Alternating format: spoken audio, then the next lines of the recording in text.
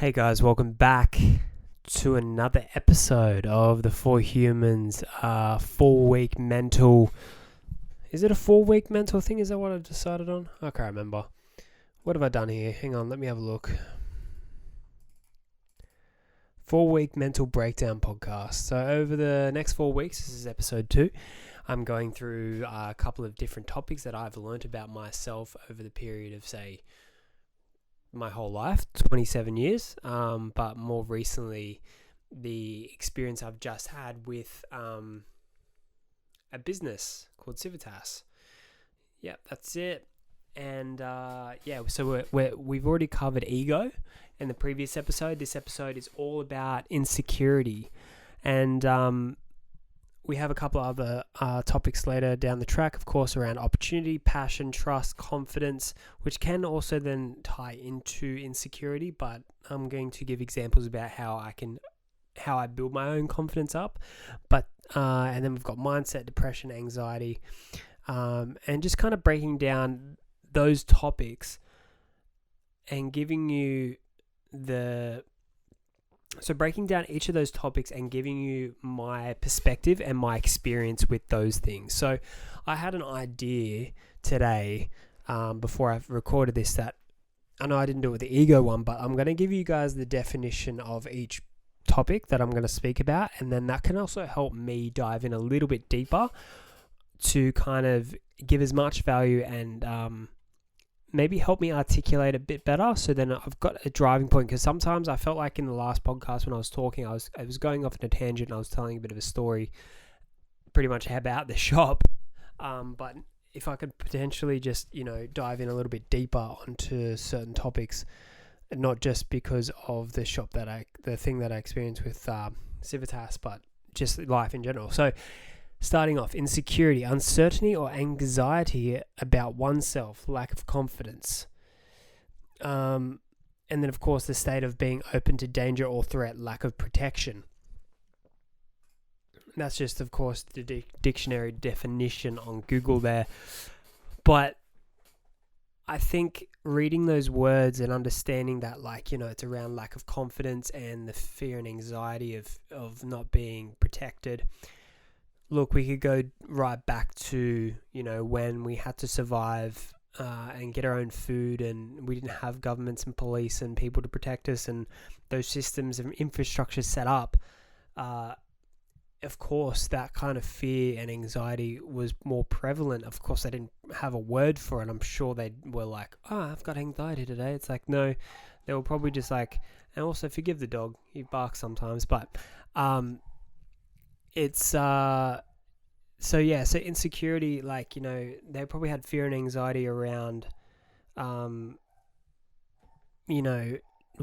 they're going to get their food next, or how they're going to get protection or shelter, or in the cold winter months, or whatever it is, or threats of other enemy coming to invade their village, or whatever it is, if you want to get that deep into it. So these days we haven't got those kind of threats involved anymore, so it's kind of like, what do we have fear and anxiety and things to be insecure about? And a lot of that stuff's now shifted to, say, looks and confidence, like looks and status and what other people think of you and how you're portrayed by other people, and those things that you potentially say, I hate myself for these things. They're insecurities. And of course, we all have them. We all have them, whether we want to admit it or not. We all have insecurities about ourselves. We always go, I hate this about myself. I hate this about myself. Or I don't like this about myself. And we get that anxiety around that idea that other people are still viewing us the same way. Say for instance, for a long time, one of my insecurities was being so skinny. Like a skinny fella. Like a thin fella, and I guess body dysmorphia was a big thing for me. So I always had this insecurity around myself where I was like, I'm skinny. Other people might view me as, of course, skinny, and then that's a bad thing. You know what I mean? And I felt so bad about it because you're always seeing comparing yourself like, oh, I need to be muscly to get the girl or attract this job or this or that. And same, for instance, putting yourself on social media here. It's like, of course, there's little bits of those insecurities out there. Like, what are you guys going to judge me? I'm covered in tattoos. I'm a skinny fella. Like, I'm not the most handsome looking fella either. And it's like in your head, you're like, oh, I have to have the muscles. I have to have, I've got the tattoos, whatever it is, but I have to be a good looking fella or good looking person to then get gratification, and then also helps you get further along. Look, I've been in the field of like creating content for other people, and some handsome looking people, some beautiful looking people, and they're all fantastic humans. But the thing that I've seen over the period of time, it's like, looks don't carry everything, and looks are so just like temporary. So that's where I then developed, my confidence, which I'll talk a little bit later on in a couple episodes, is, I realized, okay, well, I don't have to be that insecure about, because I know that I have some sort of value that I can provide, that which in the long run is actually going to be a lot more beneficial to you guys than me just looking good. Like, what are you going to get from me looking good? And that's where I had to realize, and that insecurity kind of left. And then I got over the pressures of trying to go to this gym and trying to put size on and all this kind of shit.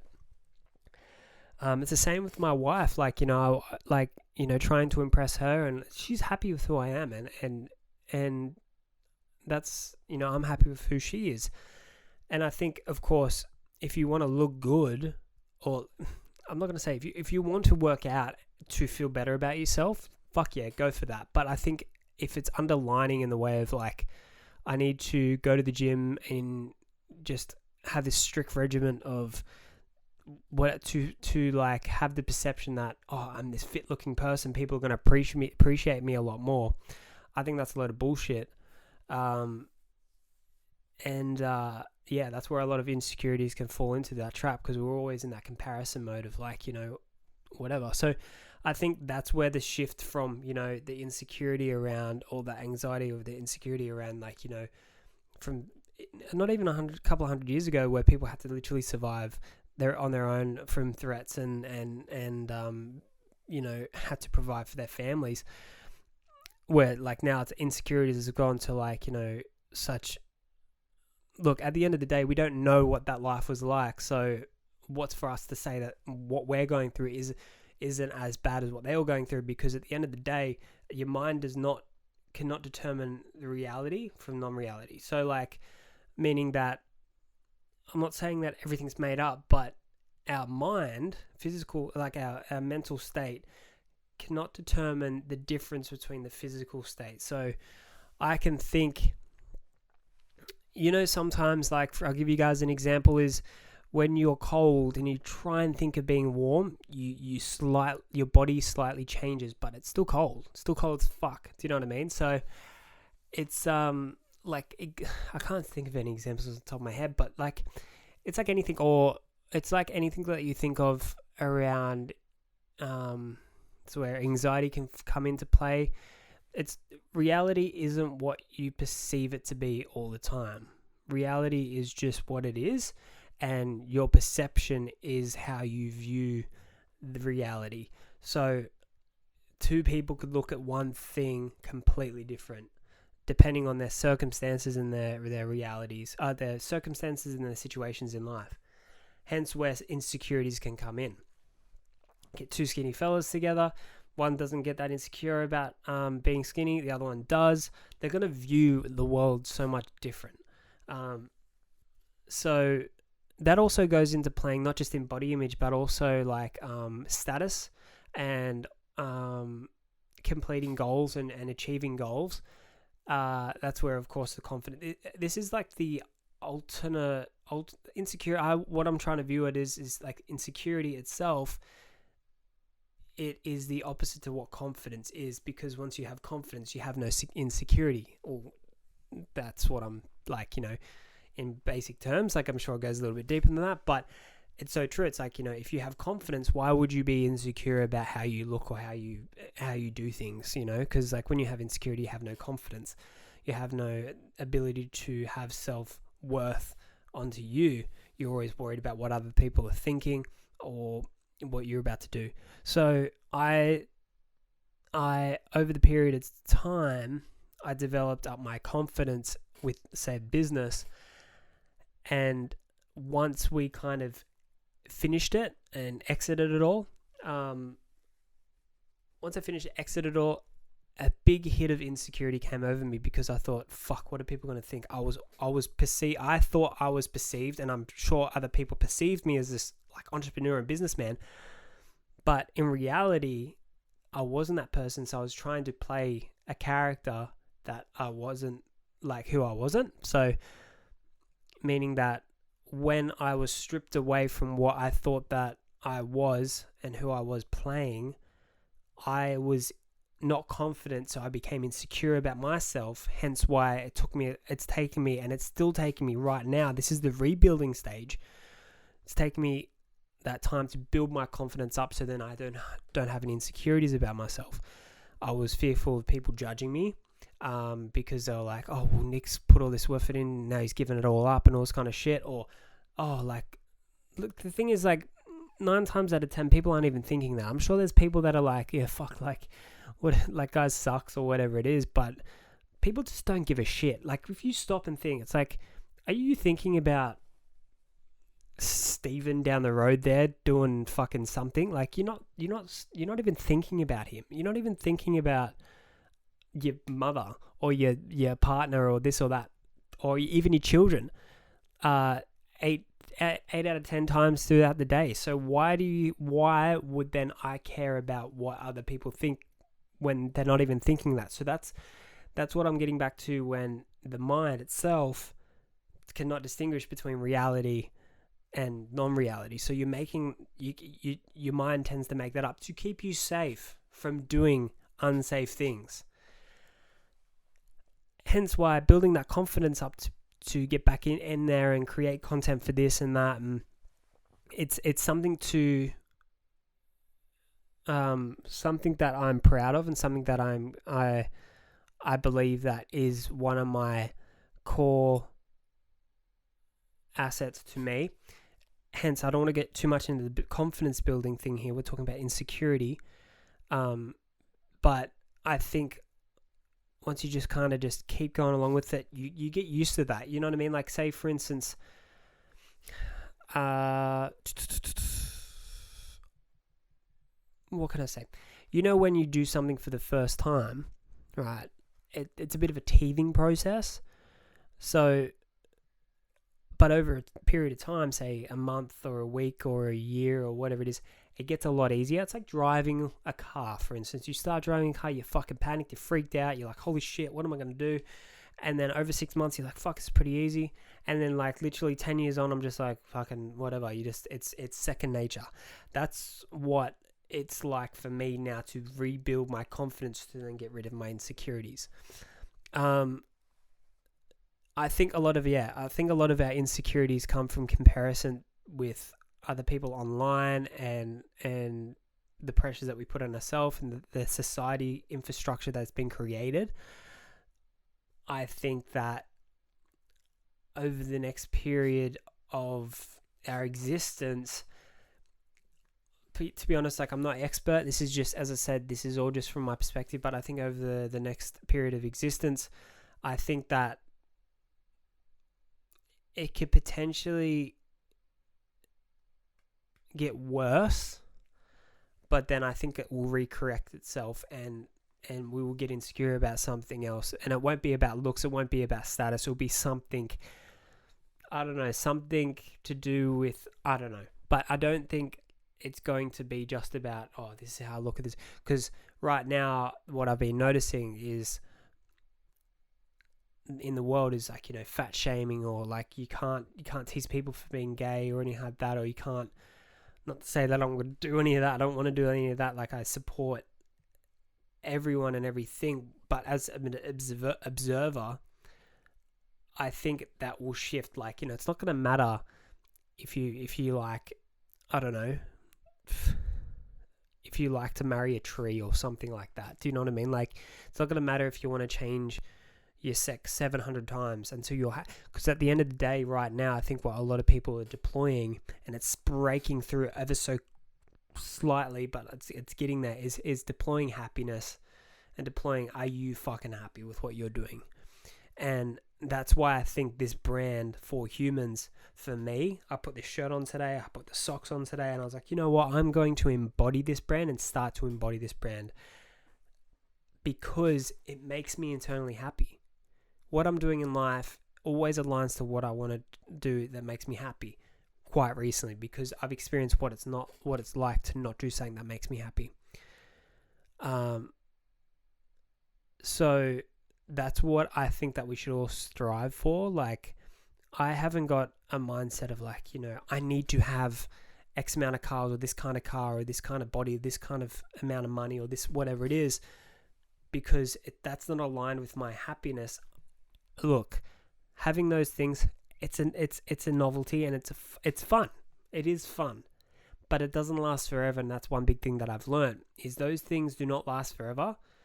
But what does last forever is you're seeking for happiness. And another thing as well, you cannot always be happy. Remember this, you cannot always be happy. You have to have a little bit of sadness to be grateful for those things that you are happy about. I was very sad and I was very depressed over the past 6 months getting rid of this business and not figuring out who I was and all this kind of shit. But I have never ever in my whole life right now feel as grounded and grateful for who I am and what I'm doing. But if I didn't go through what I had to go through, I'd like to believe that I don't think I would feel as grounded and grateful as I do now. So I think it's all about like ebbs and flows. Computer just made a weird noise. Computer, stop making weird noises. I think creating a lifestyle that helps you ebb and flow into the things that you enjoy and out of enjoy, I think is really going to help with insecurities and aligning with the things that you enjoy. If you enjoy eating, fucking eat. Of course I need to still promote, and you need and for me as well, like, you know, indulgence as well is a big thing. Look, that's another topic and all this kind of shit, but like going back into insecurities, it's like, I think the biggest thing for me, of course, is, I think the dog's about to bark again. No, okay. I think the biggest thing for insecurities is that token saying, don't give a fuck what other people say. But it's a lot harder to do that than say it, of course. Saying it's very easy. But it's practice. It's practice. Find those things that you do not enjoy about yourself and begin to acknowledge those things. Begin to acknowledge those things and notice if people are paying attention to you about those things. If people are like, of course, your mom or your dad and stuff like that, they're going to say some shit, but that's another thing going in a bit deeper there. Like, I live with my grandmother, and she can be someone that affects me emotionally because I care so much about her and what she says to me, if that makes sense. But I have to learn, and I'm learning now, that to not let it affect me mentally. Say my wife, say my dad, say my mum, anyone that's very, very close to me, say my brother or whatever it is, you have to get as quiet as you can with the littlest amount of people around you that, you know, just quiet to yourself, no matter who they are. Because your mum's going to say some shit. Your mum just wants the best for you, but your mum's going to say some shit and it's going to fucking piss you off, but it's going to affect you and you're going to get more insecure about it because they're the ones that are going to say, oh, Nick, you're getting a bit too skinny. I think you're going to have to eat a cheeseburger. Or Susan, you're getting a little bit too fat there, love. Who cares? If you're happy, fuck them off. Because it's not their happiness. That's your happiness. They're not responsible for how you're happy. Even if they say they are, they're not. They can't control you. No one can control you except for yourself. Anyway, that's it. Short and sweet, 20-minute potty. I hope you guys enjoy this one. Next episode, we're talking about opportunity. And that's going to be a fun one because I'm going to talk about some practical advice around creating opportunity and how opportunity has really led me to some really cool places, and it's going to continue to lead me to cool places as we document this journey of growing the For Humans brand. So please go check us out on Facebook, Instagram, YouTube, and TikTok. Make sure you share this with a couple of people if you really enjoyed this one. Flick us a message, anything that stood out to you. We're just here for everyone, for all humans. For humans, that's what we're here for. Guys, girls, transsexual, gays, straights, bisexuals, pansexuals, dogs, cats. I mean, they're not really humans, but we can still add them. No matter your age too. If you're 89 years old and you've stumbled upon this podcast, awesome. If you're 7 years old and you're like, what the fuck is this guy talking about on TikTok? Sweet, awesome. Like, we all have to just deploy happiness within each other and fuck this negative shit off because it's no good for anyone.